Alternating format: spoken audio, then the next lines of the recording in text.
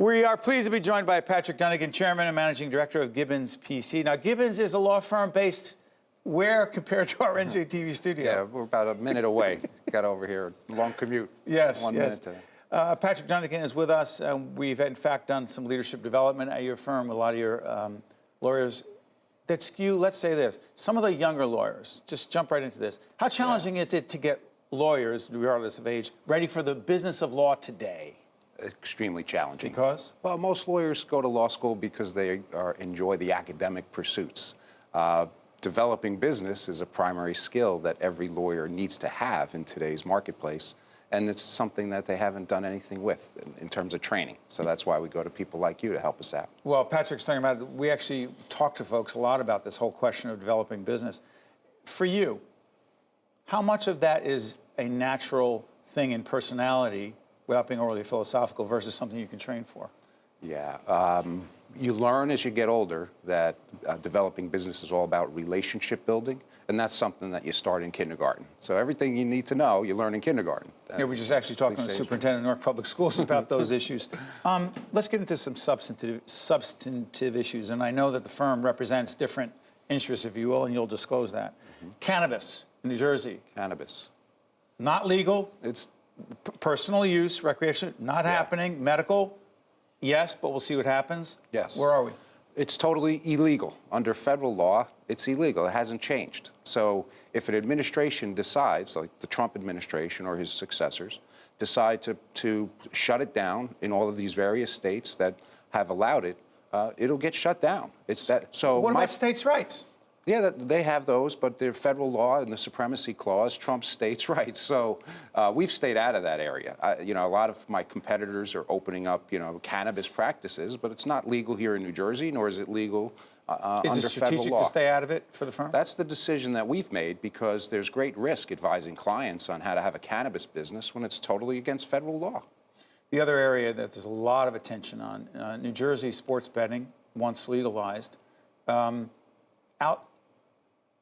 if you will, in beating Vegas. It's been a tremendous success. We were pleased to be involved in that case. We represented the state legislature in the federal court, at the Third Circuit, and before the Supreme Court. And it was the tremendous perseverance of then Governor Christie and the legislature to get this done. And I know Governor Murphy has embraced it, and it's a tremendous, tremendous success, and it's only going to continue to grow. Watch for e-gaming. E-gaming. This is a new frontier in America and around the world, and they're selling out arenas for these people watching other people play games, video games. And I imagine the betting on those games is going to be something that takes off down the road as well. Let's put some perspective on this. You have a couple of young children, otherwise known as your children, who are involved in sports. Explain to folks where the sports betting begins and ends as it relates to professional sports and sports at, the collegiate or high school level or any level that is not professional. Right. So under our law in New Jersey, it's illegal to bet on any New Jersey sports teams, and that will probably remain the case. New Jersey sports teams? That's right. That's right. So you can't place a wager on, say, Rutgers or Seton Hall basketball. Seton Hall's preseason number 12, by the way, in basketball. I know. We are both fans of Seton Hall. Your connection to law school is very clear. So that's where the line is there. What I'm also curious about is this. We've talked about the business of law. You and I have this conversation off the air a lot. How is it, quote, changing as opposed to, you talked about knowing the law is one thing, but how the heck do you manage the business of law in these difficult, challenging times? Yeah, it is a very difficult time to be a lawyer at a large firm like mine. It's extremely competitive. The pushback on rates or fees is something that we endure every single day. The demand for discounts.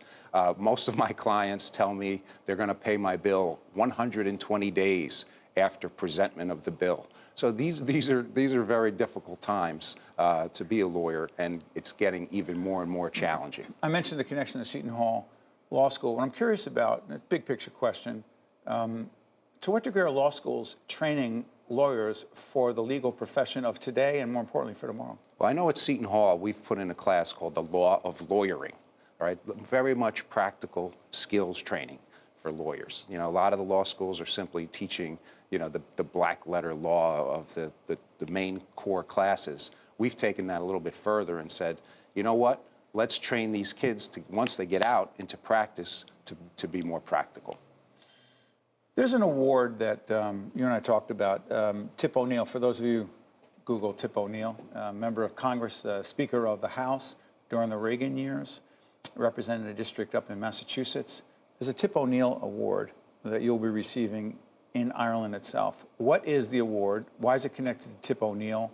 And why is it so important? So the County of Donegal is recognizing me, along with 3 others who I'll mention in a second, to receive this Tip O'Neill Award, which was started in 2012 by this group in Donegal to recognize the diaspora, the people that are descended from people from Donegal. So my maternal grandfather is from Donegal, as was Tip O'Neill's grandparents. So people like Chris Matthews from MSNBC, right? Governor O'Malley from Maryland, along with this year's recipients, myself, the author of Someone Who'll Watch Over Me, the CEO of Independence Blue Cross of Philadelphia, as well as a Dublin-based developer, Pat Doherty, really extraordinary business people. And it's done to recognize those who are making contributions around the world and connected to the County of Donegal in some way. It's a tremendous honor. It sure is. By the way, Gibbons is also a supporter of public broadcasting and very much has been interested in the importance of public discussion of difficult issues. Before I let you go, the tone and tenor of political discourse in this state and this nation. You know who Donald Trump is. You guys have had a connection in the past. You know who Chris Christie is, who's just started an institute on civility at Seton Hall University. Are we getting worse, Patrick, in terms of the way Democrats, Republicans, and those who seemingly hate each other are battling in public? I think there's no doubt, and that's why Governor Christie has started the Christie Institute to try to improve the level of discourse. Of course, that's ironic, given some of what Christie We'll have him on to talk about that irony as well. And then if you look at the way Senator Booker has handled his presidential campaign, he's really raised the level of discourse, and he's trying to do that and continues to. And I think he sets an example for how we need to go back to the type of politics practiced by Tip O'Neill and Ronald Reagan. It's funny, as we let Patrick go, Tip O'Neill, a Democrat, a liberal Democrat, Ronald Reagan, Republican icon, they got along. They connected on a personal level. Thank you for sharing that. Patrick Dunican, Chairman, Managing Director, Gibbons P.C. Thank you for joining us. Thanks for having me back. This is State of Affairs. Stay with us. We'll be right back right after this. State of Affairs with Steve Adubato is a production of the Caucus Educational Corporation, celebrating over 30 years of broadcast excellence.